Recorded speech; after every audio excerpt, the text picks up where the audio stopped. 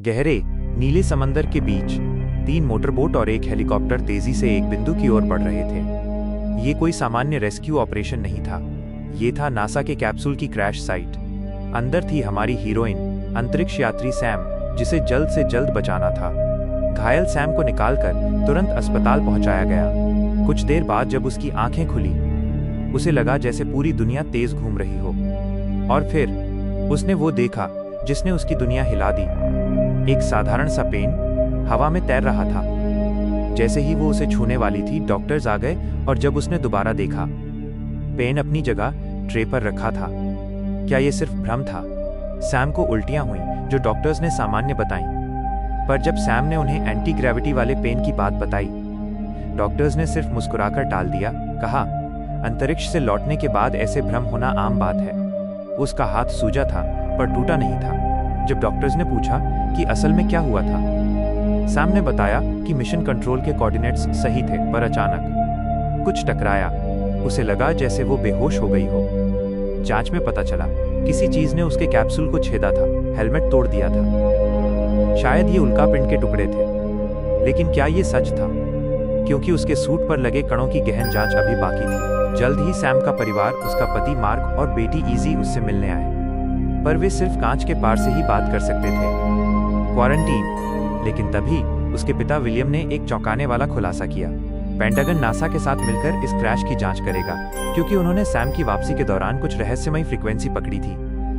Sam को media से दूर रखने के लिए एक सरकारी घर दिया गया, एक रिकवरी हाउस।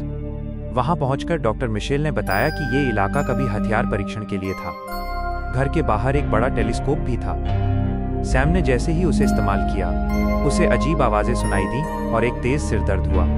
डॉक्टर ने फिर कहा, सब सामान्य है। लेकिन सैम के लक्षण सामान्य नहीं थे। बार बार सिरदर्द, नक्सीर। वो अपनी दोस्त वेल से वीडियो कॉल पर बात कर रही थी कि उसे लगा कि उसने बाहर कुछ देखा। फिर रात में घर की लाइट्स झपकने लगी और घर के अंदर आवाजें। जब वो देखने गई तो दरवाजा खुला था और जमीन पर मिट्टी और पानी फैला था। उसने फिर टेलीस्कोप से देखा, जंगल में कुछ हिल रहा था। अचानक एक तेज आवाज और विचित्र दृश्य।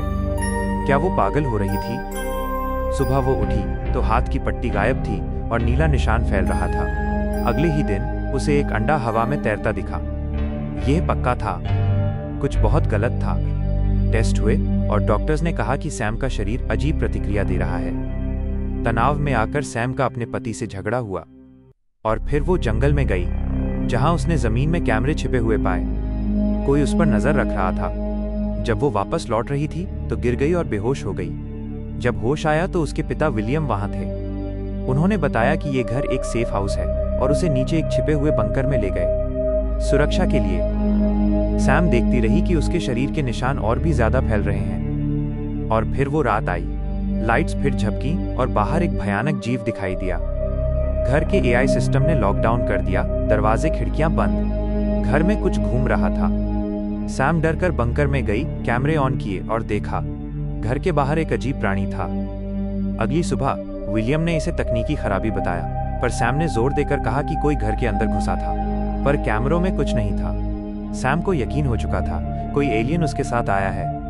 जब वो अपने परिवार के साथ जंगल में थी तो अचानक सारे कीड़े अजीब आवाजें निकालने लगे और मर गए। सैम का शरीर बिगड़ता जा रहा था। घावों से अजीब पदार्थ निकल रहा था और शरीर पर निशान चमकने लगे थे। यह किसी एलियन संक्रमण जैसा था। घर फिर से लॉकडाउन में गया और राक्षस जैसे जीव अंदर घुस आए। सैम किसी तरह दीवारों के बीच से भागी और जंगल में निकल गई। जंगल में वो गिरी और तभी उसे एक जीव मिला। वो बोला, क्या तुम मुझे समझ सकती हो?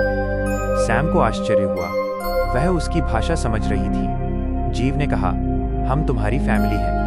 और फिर सैम की यादें वापस आईं। वो इंसान नहीं थी, वो एक एलियन थी जो सालों पहले अपने परिवार से बिछड़ गई थी। विलियम ने उसे तभी पाया था और गोद लिया था।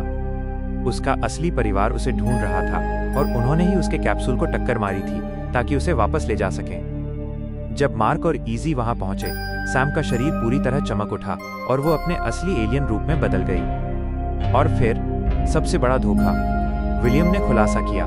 उसने सैम को एस्ट्रोनॉट बनने के लिए प्रेरित किया था ताकि वो उसे चारे की तरह इस्तेमाल कर सके और एलियंस को पकड़ सके। विलियम गोली चलाने ही वाला था कि मार्क ने उसे रोक लिया। सैम ने अपनी बेटी का हाथ छुआ, एक खामोश विदाई दी और अपने एलियन परिवार के साथ हमेशा के लिए वापस चली गई। सोचिए, क्या वो हमेशा के लिए चली गई या ये सिर्फ शुरुआत थी?